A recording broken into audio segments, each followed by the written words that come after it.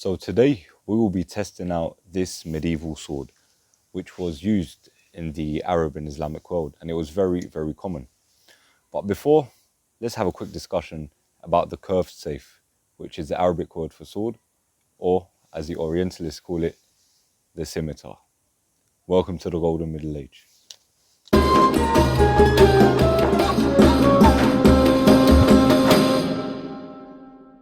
The scimitar can be included in the family of curved swords, which are known as sabres. In fact, all historians do tend to call curved swords as sabres, but we can still class this as a scimitar. And before we start, I would like to say this scimitar takes its inspiration from the Sinbad scimitar. And as you all know, Sinbad is a fictional story which focuses on a Middle Eastern sailor who is called Sinbad. And this story gained prominence in the early Middle Ages in the Arab and Islamic world. So it does have a fictional twist to it. And you can see that the point of this sword, which is a bit longer than usual. But I really liked it, which is why I decided to go for it. But it can still be a good example of what a scimitar looks like. So I'd say the distinctive feature of this medieval Middle Eastern sword is the curved shape. In general, curved blades are usually associated with that region, especially coming up to the Ottoman era. But swords were not always like this. In fact, they were predominantly straight. Even in the Middle Ages, straight swords in the Arab and Islamic world were very common. They were used by Arabs, Mamluks, and Persians and Turks.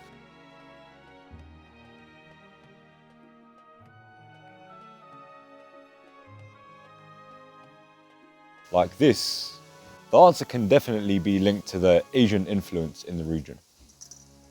As you'll know from watching some of our videos before this about medieval Arab and Islamic armor, the Turks influence armor and weapons. And we are not talking about the Ottoman period. This is way before the Ottomans. The Turks were brought in as young boys from Central Asia, then trained to become elite warriors.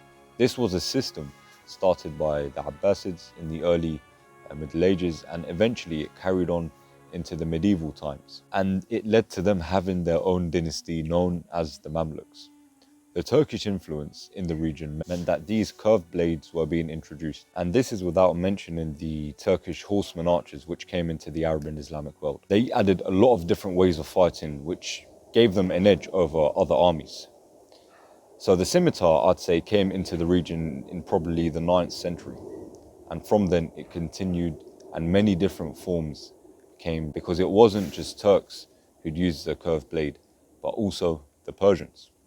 And the Persians formed a big part of the Abbasid armies, and then after also expanded their empires into the Middle East. It's known as the Shamshir in Persian, but this didn't come around until the 16th century. In the 18th and 19th centuries, the Shamshirs became very popular in Iran, but this is way past our area of focus, which is the Middle Ages. Another form of a curved blade which was popular was the Killage. The Killage was used by the Seljuks, who happened to have an empire which dominated Iran and the Middle East. That became very common during the Ottoman Empire. Various other forms of curved blades were also evident, which were used during the Crusade Wars. And I actually have a sword which looks similar to the one on screen, as you can see. This is a bit of a rusty one. It's quite old, but I still have it in my collection. So you can see there were many different forms of sabres and curved swords in general within the medieval Arab and Islamic world. So we'll put this away and we'll go back to talking about the scimitar. It definitely seems like the Turkic warriors introduced the curved sword into the Middle East. This is actually visible in some manuscripts as well, which depict Turkish warriors fighting, and it also appears in some medieval manuscripts as well.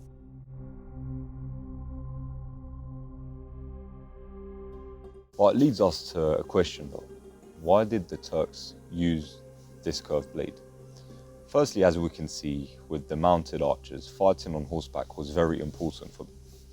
They used bow and arrow of horseback, and it wasn't just limited to that.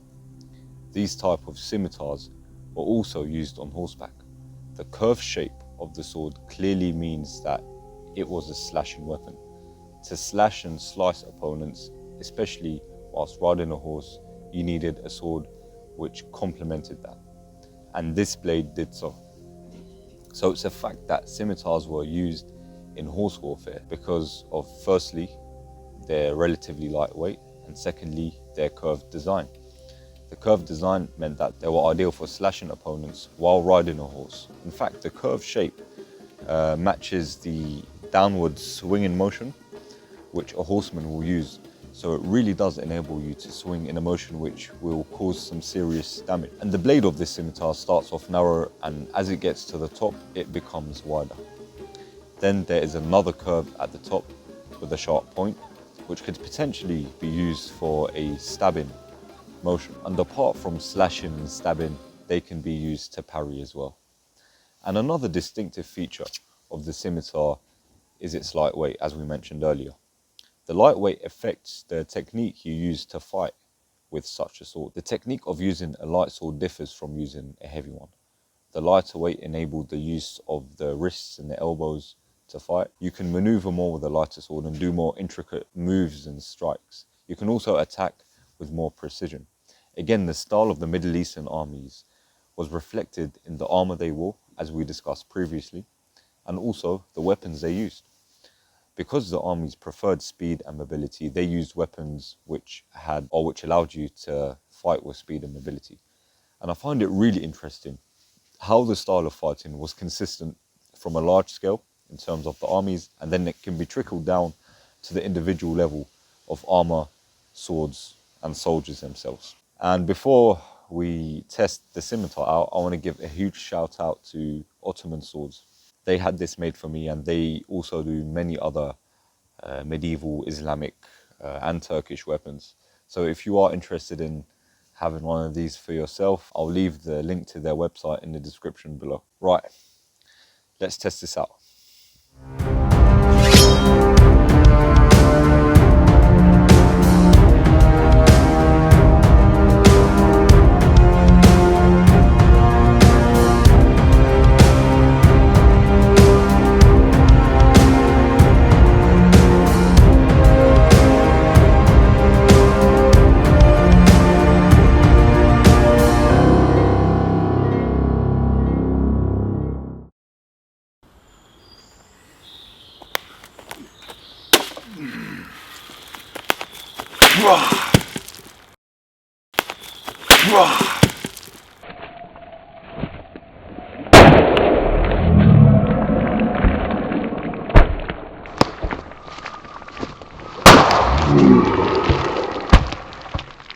Well, that was brutal. I mean, you could see the watermelons.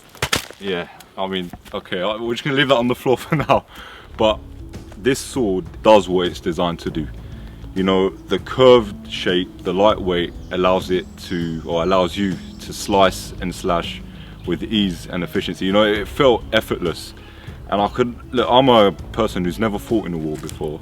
Will never have to fight in a war and use a sword in real life. You know, this is the first time me swinging an actual sword, and it felt effortless. So I can imagine what a trained warrior could do with this on the battlefield in the medieval times, especially given the fact that this sword was most likely used off horseback. Because of its curved shape, it allows you to slash the opponent, as we explained earlier in the video, off horseback. So imagine the momentum you have on horseback with your natural strength.